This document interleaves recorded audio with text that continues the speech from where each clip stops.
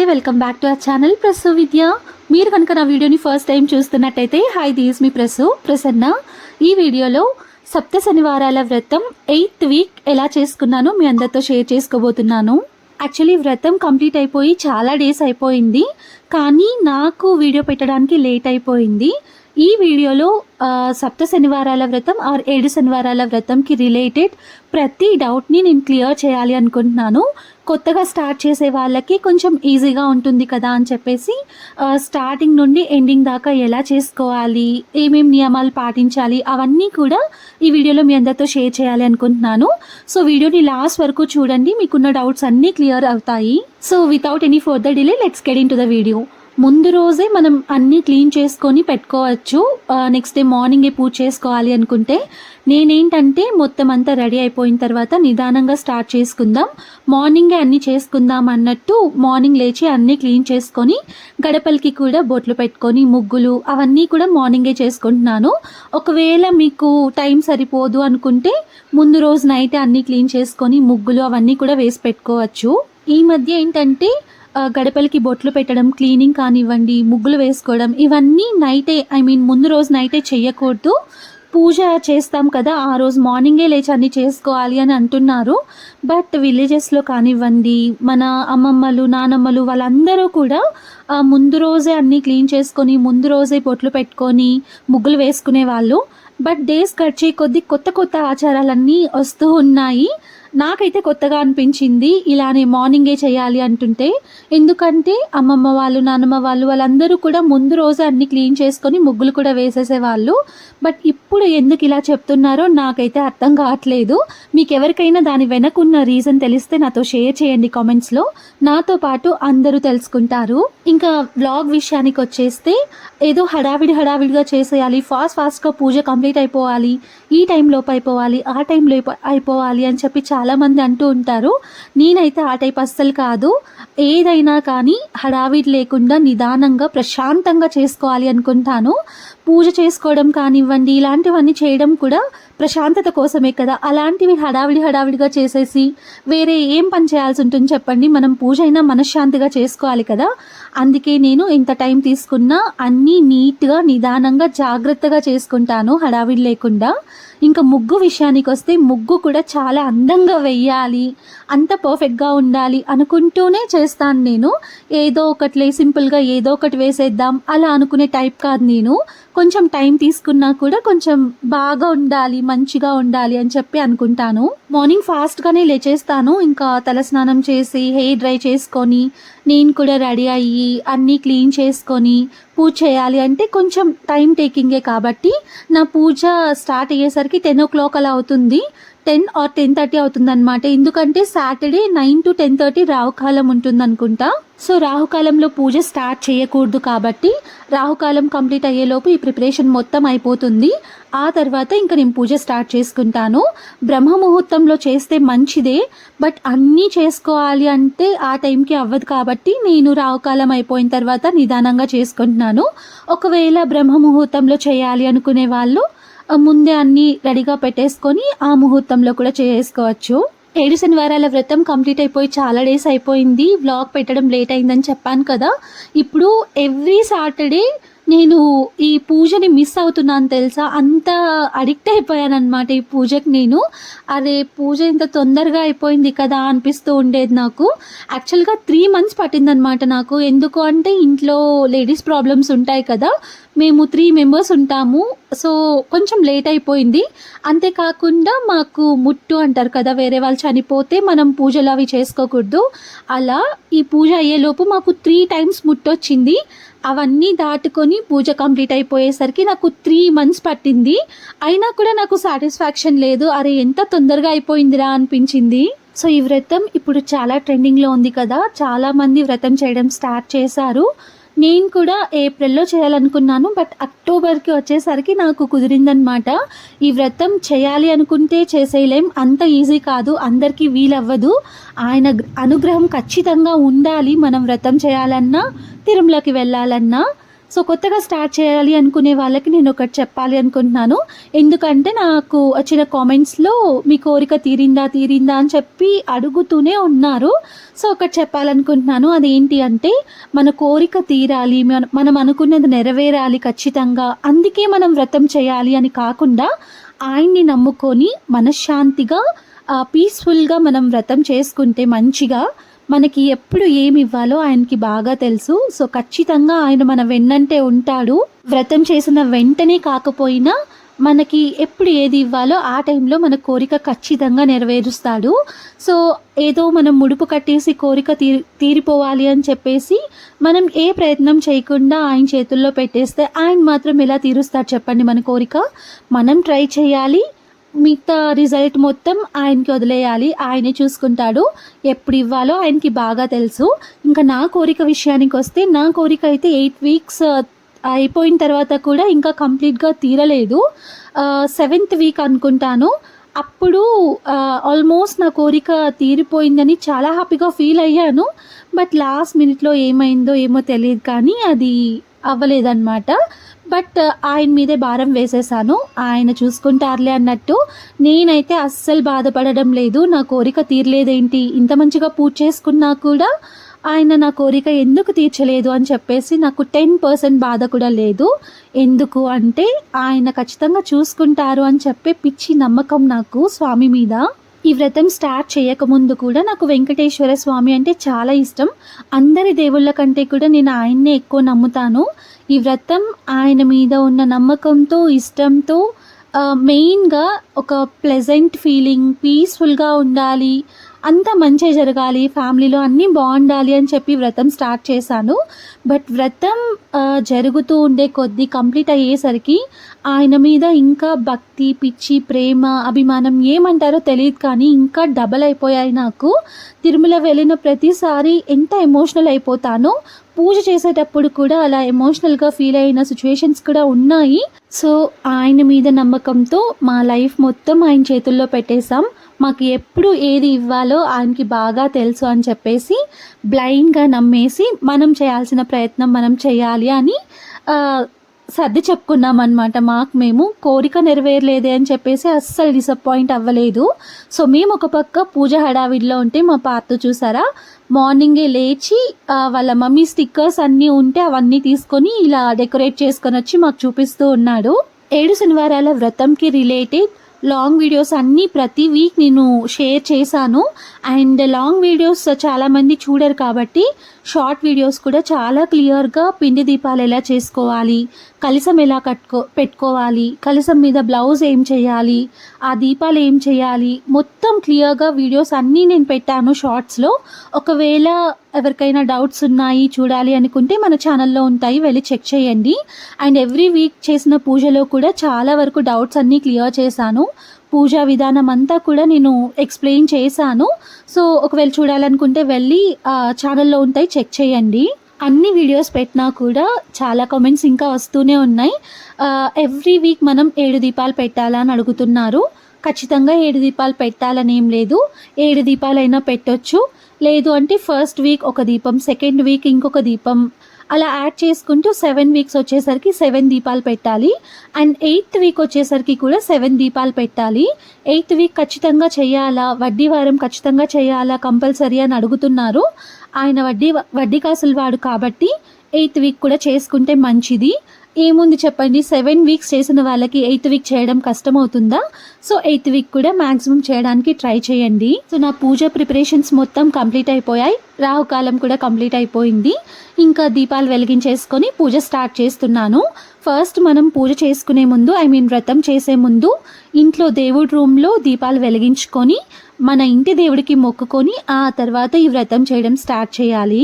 ఈ మధ్య ఈ వీడియోస్ అన్నీ పెడుతూ ఉన్నాను కదా, ఒక 95%, 98% దాకా కూడా చాలామంది పాజిటివ్గా కామెంట్ చేస్తున్నారు. చాలా బాగా చేశారు, చాలా బాగా అలంకరించారు అని చెప్పి.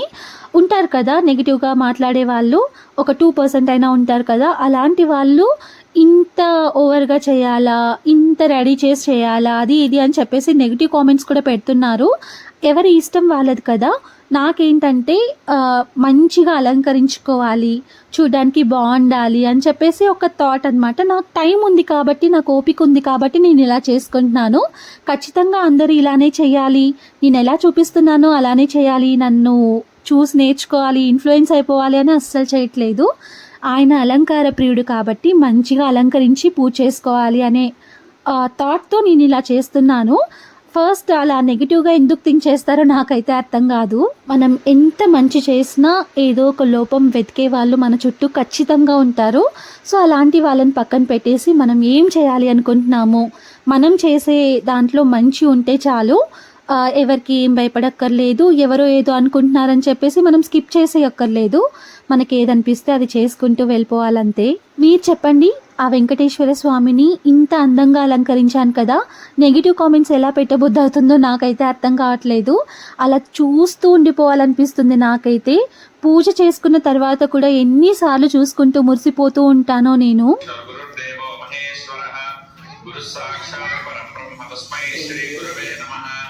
శ్రీ గురుభ్యో నమః.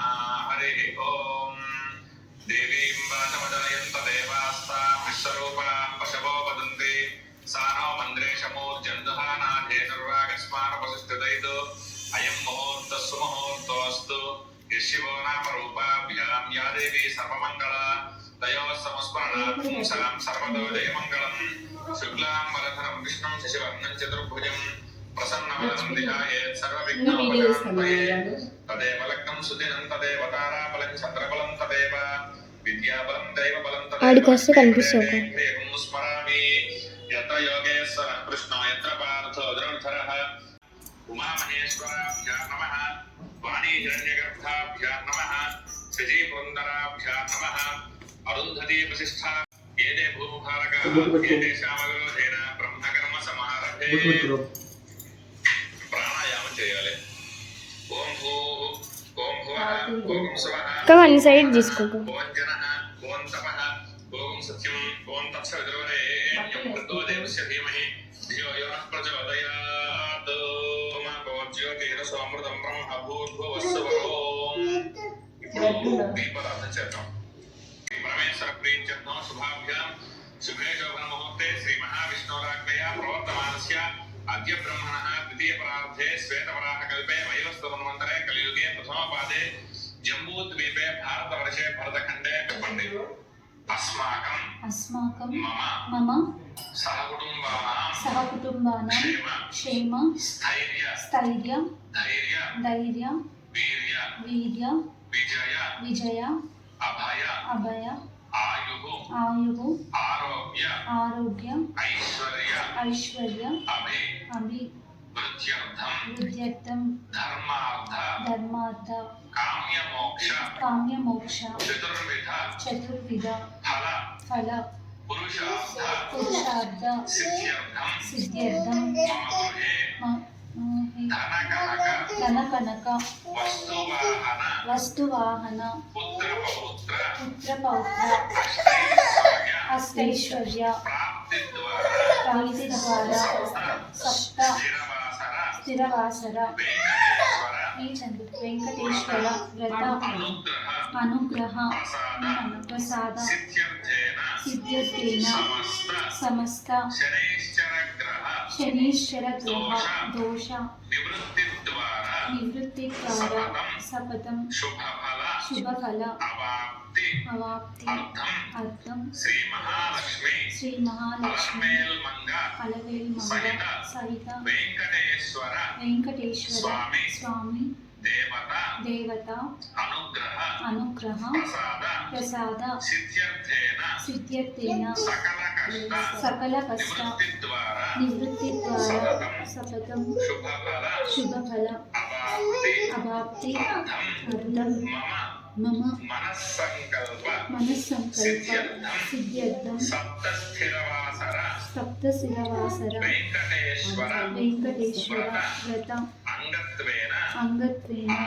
ఆదౌ నిర్విఘ్నేన పరిసమ అవాప్తి అర్థం శ్రీ మహాగణాధిపతి పూజాం కరిష్యే అని చెప్పి అక్షతలో నీళ్లు తీసుకొని ఆ ఉద్ధరణతోటి స్పూన్తోటి చేతిలో నీళ్లు పోసుకొని వదిలేసేయాలి. ఒక్కరే కనుక ఉంటే, మగవారు కనుక ఉంటే మగవారు అక్షతలు తీసుకోవాలి, ఆడవారు నీళ్లు తీసుకొని మగవారి చేతిలో వేస్తే అక్షతలు నీళ్లు వదిలిపెట్టేసేయాలి. కలిసి అని చెప్పి మనసులో సంకల్పం చెప్పుకోవాలి. మనం దేనికోసం అయితే ఈ వెంకటేశ్వర స్వామి. సో కలశం గురించి ఉన్న డౌట్స్ కూడా నేను క్లియర్ చేయాలనుకుంటున్నాను. ఎవ్రీ వీక్ కలశం మార్చాలా అని అడుగుతున్నారు. ఖచ్చితంగా ఎవ్రీ వీక్ మనం కొత్త కలశం పెట్టుకోవాల్సి ఉంటుంది. దాని మీద పెడతాం కదా జాకెట్ పీస్, ఆ బ్లౌజ్ పీస్ కూడా ఎవ్రీ వీక్ చేంజ్ చేస్తూ ఉండాలా అని అడిగారు.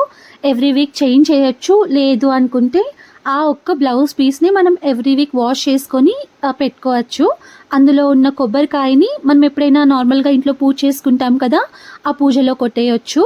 అండ్ కలశంలో ఉన్న వాటర్ని తులసి చెట్టుకు లేదంటే ఏదైనా ఒక చెట్టుకు పోసేయచ్చు. అండ్ ముడుపు విషయానికి వస్తే ఒక వైట్ కలర్ కాటన్ క్లాత్ తీసుకొని మంచిగా వాష్ చేసుకున్న తర్వాత పసుపు రాసుకొని దాన్ని ఆరబెట్టుకోవాలి. ఆ తర్వాత అందులో పసుపు, కుంకుమ, ఇలాచి, 7 ఇలాచి, ఆకులు వేయరు, వక్కలు ఉంటాయి కదా, నార్మల్ వక్కలు, ఎండు ఖర్జూరం, తర్వాత కాయిన్స్ ఉంటాయి కదా, కాయిన్స్ కానివ్వండి, నోట్స్ కానివ్వండి, ఏదైనా పర్లేదు, కర్పూరం, ఇవన్నీ పెట్టుకొని ముడుపు కట్టుకోవాలి.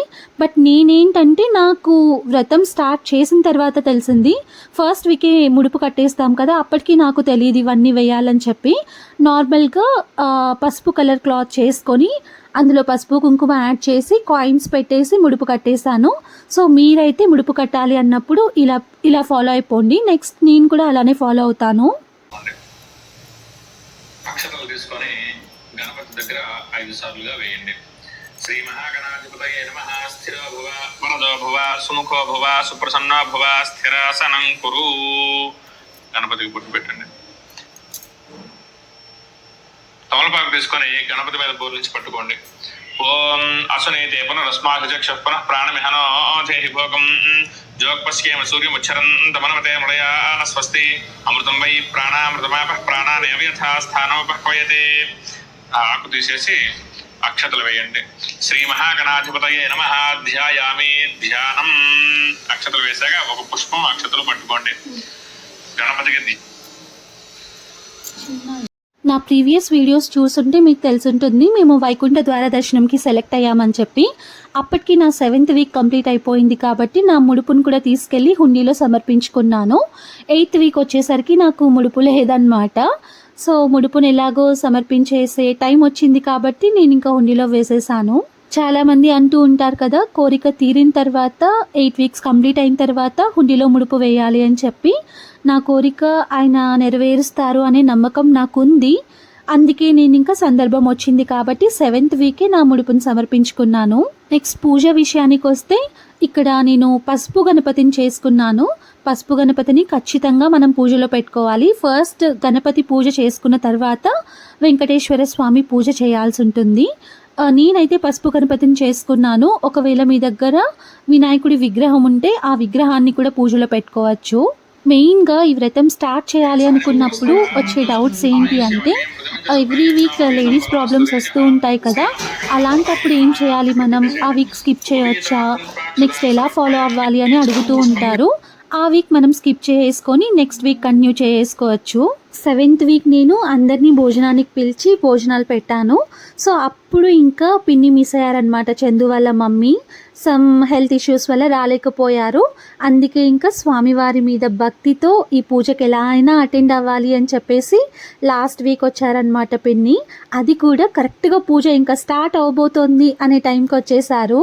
అండ్ చాలా కామన్గా అడిగి ఇంకొక డౌట్ ఏంటి అంటే ప్రసాదాల గురించి. 7 శనివారాల వ్రతం కదా, 7 కొండల వాడు కదా, ఖచ్చితంగా 7 రకాల ప్రసాదాలు పెట్టాలా, 7 రకాల ఫ్రూట్స్ పెట్టాలా అని చాలామంది అడుగుతూ ఉంటారు. అందరి స్తోమత ఒకేలాగా ఉండదు కదా. సో ఆయన కూడా అలా కోరుకునేవాడేం కాదు, మనకి తోచినంత పెట్టొచ్చు. ఒక 2 టైప్స్ ఆఫ్ ప్రసాదాలు, 2 టైప్స్ ఆఫ్ ఫ్రూట్స్ పెట్టొచ్చు, 1 టైప్ ఆఫ్ ఫ్రూట్ పెట్టొచ్చు, లేకపోతే ఒక చిన్న బెల్లం ముక్క పెట్టైనా కూడా ఆయన పూజ మనం చేసుకోవచ్చు. కొంచెం టైం ఉంది, పేషెన్స్ ఉంది, మేము చేయగలం అనుకుంటే నువ్వుల లడ్డు, తర్వాత పెరుగన్నం, దద్దోజనం అంటే స్వామివారికి చాలా ఇష్టం కదా, అది, బెల్లం అన్నం, పులిహోర, ఇలాంటివి మన ఇష్టం వచ్చిన ప్రసాదాలు చేసి పెట్టుకోవచ్చు. నేనైతే ఎవ్రీ వీక్ మ్యాక్సిమం 7 వచ్చేలాగా చూసుకున్నాను. ఒక్క వీక్ అనుకుంటాను 5 టైప్స్ ఆఫ్ ప్రసాదాలు పెట్టుకున్నాను. మన ఓపిక అంతే అండి. ఖచ్చితంగా 7 పెట్టాలని ఏం లేదు. మెయిన్గా బనానాస్ అన్న నల్ల ద్రాక్ష ఉండేలాగా చూసుకోవాలి. అండ్ ప్రసాదాల విషయానికి వస్తే నువ్వుల లడ్డు ఉండేలాగా చూసుకోండి. అది కూడా నల్ల నువ్వుల లడ్డు స్వామివారికి చాలా ఇష్టం కాబట్టి అది కంపల్సరీ ఉండేలాగా చూసుకోండి. ఒకవేళ మీకు పేషెన్స్ ఉంది, టైం ఉంది చేయాలి అనుకుంటే స్వామివారికి 7 టైప్స్ ఆఫ్ నైవేద్యాలు పెట్టి కూడా మనం పూజ చేసుకోవచ్చు. అండ్ పూజ అయిపోయిన తర్వాత ఈ ప్రసాదాలన్నీ మనం తినొచ్చు. ప్రసాదాలు మనం తినొచ్చా లేదా అని చాలా మందికి డౌట్ ఉంటుంది. స్వామివారికి పెట్టుకొని పూజ చేసుకున్న ప్రసాదాలు కాబట్టి లక్షణంగా తినొచ్చు. మేమైతే ఎవ్రీ వీక్ తిన్నాము. అండ్ మా నైబర్స్కి కూడా దాన్ని పంచిపెట్టాను. ఒక్క 7th వీక్ మాత్రం మిస్ అయిందనమాట. 7th వీక్ చాలా మందిని భోజనానికి పిలిచాను. ఆ హడావిడిలో ప్రసాదాల గురించి మర్చిపోయాను. ఆ షార్ట్ పెట్టినప్పుడు కూడా చాలామంది ప్రసాదాలు నేను వాటర్లో వేస్తుంటే తప్పుగా అర్థం చేసుకున్నారు. ప్రసాదాలు పాడైపోయాయి కాబట్టి ఎక్కడ పడితే అక్కడ పడేయకూడదు కాబట్టి నేను చెరువులో వాటర్లో వేసాను. ఈ వ్రతం చేస్తున్నప్పుడు 8 వీక్స్ దాకా మనం నాన్ వెజ్ మానేయాలా, తినకూడదా అని చాలామందికి డౌట్ వచ్చింది. నాతో కామెంట్స్లో కూడా షేర్ చేసుకున్నారనమాట. అక్క దీని గురించి చెప్పండి అని చాలామంది అడిగారు. 8 వీక్స్ కంప్లీట్గా మనం మానేయాల్సిన అవసరం ఏం లేదు.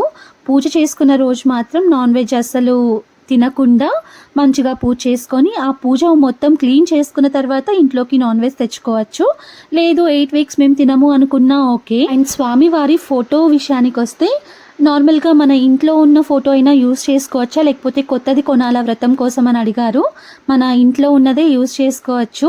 లక్ష్మీ సమేత వెంకటేశ్వర స్వామి ఉంటే మంచిది. ఒకవేళ వెంకటేశ్వర స్వామి మాత్రమే ఉంటే ఇంట్లో ఏదైనా లక్ష్మీదేవి విగ్రహం కానీ ఏదైనా ఉంటే అది పెట్టుకొని పూజ చేసుకోండి. అష్టలక్ష్ములతో కలిసి ఉన్న వెంకటేశ్వర స్వామి ఫోటో పెట్టుకోవచ్చా అని అడిగారు. ఏదైనా పెట్టుకోవచ్చు, అంతా ఆయనే కాబట్టి. పీఠం ఎలా రెడీ చేసుకోవాలి, కలశం ఎలా పెట్టాలి, చలివిడి దీపాలు ఎలా చేసుకోవాలి, నువ్వుల లడ్డూలు ఎలా చేసుకోవాలి, స్వామివారికి ఎలాంటి నైవేద్యాలు పెట్టాలి, పూజలో ఏమేం పాటించాలి, పూజ అయిపోయిన తర్వాత ఆ చలివిడి దీపాలని తర్వాత పెట్టుకున్న కలశంని ఇవన్నీ ఏం చేయాలి అని చెప్పేసి ప్రతి ఒక్కటి డీటెయిల్డ్గా నేను షార్ట్స్ రూపంలో మీ అందరితో షేర్ చేశాను. సో ఇంట్రెస్ట్ ఉంటే వెళ్ళి చెక్ చేయండి. ప్రతిదీ క్లియర్గా ఎక్స్ప్లెయిన్ చేశాను కాబట్టి మీ డౌట్స్ అన్నీ కూడా క్లియర్ అయిపోతాయి అనుకుంటున్నాను. వ్రతం ప్రాసెస్ ఎలా చేయాలి, ఎలా చదివారు మీరు అని కూడా చాలామంది అడిగారు నన్ను. గూగుల్లో ఒక పీడిఎఫ్ ఉంటుంది. ఆ పీడిఎఫ్ చూసైనా మనం ఫాలో అవ్వచ్చు. లేదు అనుకుంటే పూజా స్టోర్స్లో, బుక్ స్టాల్స్లో మనకి వెంకటేశ్వర వ్రతకల్పం బుక్స్ కూడా దొరుకుతాయి. అదైనా తీసుకొని ఫాలో అవ్వచ్చు. లేదంటే యూట్యూబ్లో మనకి చాలా వీడియోస్ ఉన్నాయి. పూజారులు మనకి మొత్తం స్టార్టింగ్ నుండి ఎండింగ్ వరకు ఎలా వ్రతం చేయాలి అని వీడియోస్ చాలా క్లియర్గా పెట్టారు. అవైనా ఫాలో అవ్వచ్చు. నేను ఏ వీడియో ఫాలో అయ్యానో ఆ వీడియో లింక్ నేను డిస్క్రిప్షన్లో ఇస్తాను, ఒకసారి చెక్ చేయండి మీకు కావాలనుకుంటే. మనకి ఎలాంటి ప్రాబ్లం ఉన్నా కూడా like education related, family issues, financial issues, పిల్లల కోసం, అది ఎలాంటి ప్రాబ్లం అయినా కానివ్వండి, ఆయన పాదాల దగ్గర పెట్టేసేయండి. ఖచ్చితంగా ఆ కోరికని ఆ ప్రాబ్లమ్ని ఖచ్చితంగా ఆయన సాల్వ్ చేసి మన లైఫ్ని మంచిగా చూసుకుంటారు. ఈ వ్రతం ఎవరైనా చేసుకోవచ్చు. పెళ్ళైన వాళ్ళే చేసుకోవాలా, లేకపోతే విడోస్ ఉంటారు కదా అలాంటి వాళ్ళు చేయొచ్చా అని చాలామంది అడుగుతూ ఉన్నారు. పెళ్ళి కాని వాళ్ళైనా చేయొచ్చు, పెళ్ళైన వాళ్ళు చేయొచ్చు. ఖచ్చితంగా హస్బెండ్తో కలిసే చేయాలా అని కూడా ఏం లేదు, ఎవరైనా చేసుకోవచ్చు. అండ్ విడోస్ చేయొచ్చో లేదో నాకైతే క్లారిటీగా తెలియదు అనమాట. ఒకసారి పెద్దవాళ్ళని కానీ పూజారిని కానీ కనుక్కొని మీరు చేయాలి అనుకుంటే ఫాలో అయిపోండి. నేను ఫస్ట్ 2 వీక్స్ ఒకదాన్నే చేశాను. ఆ తర్వాత మా ఆయనతో కలిసి చేశాను. ఇంకా లాస్ట్ వీక్ కూడా మా ఆయనకి వర్క్ ఉంది కాబట్టి మధ్యలో డిస్టర్బెన్సెస్ వస్తూ ఉంటాయి అని చెప్పేసి నువ్వు చేసేసాయి, లాస్ట్లో వచ్చి నేను మొక్కుకుంటాను అని చెప్పారు.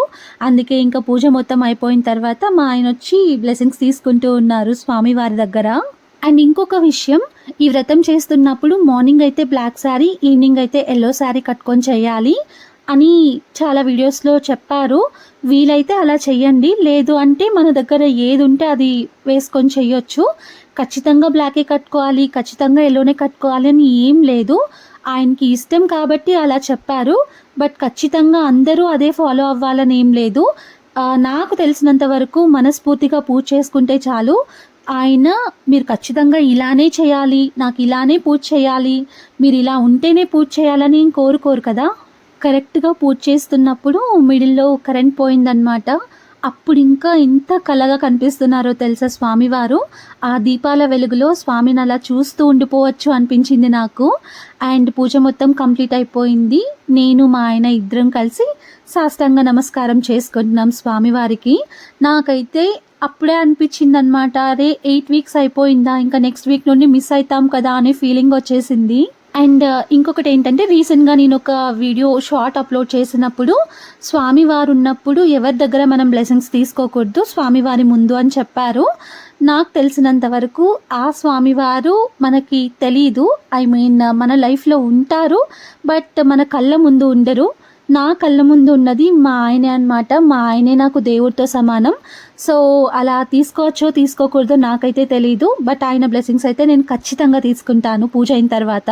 చెప్పాను కదా, నెగిటివిటీ స్ప్రెడ్ చేసే వాళ్ళు కూడా మన చుట్టూ ఉంటారని చెప్పి. ఒక 2-3% మంది మాత్రం ఇలా వీడియోస్ కోసమే అన్ని చేస్తున్నారా, అంతగా రెడీ అవ్వాలా, అంతగా రెడీ చేసుకోవాలా, డెకోర్ చేయాలా అని చాలామంది అడిగారు. ఎవరిష్టం వాళ్ళది కదా. పూజ కోసమే చేశానో లేకపోతే వీడియోస్ కోసం చేశానో వాళ్ళకైతే తెలియదు కదా. నాకు మాత్రమే తెలుసు నేను ఏ ఉద్దేశంతో చేశాను. యాజ్ ఎ కంటెంట్ క్రియేటర్గా నాకు ఒక రెస్పాన్సిబిలిటీ ఉంటుంది.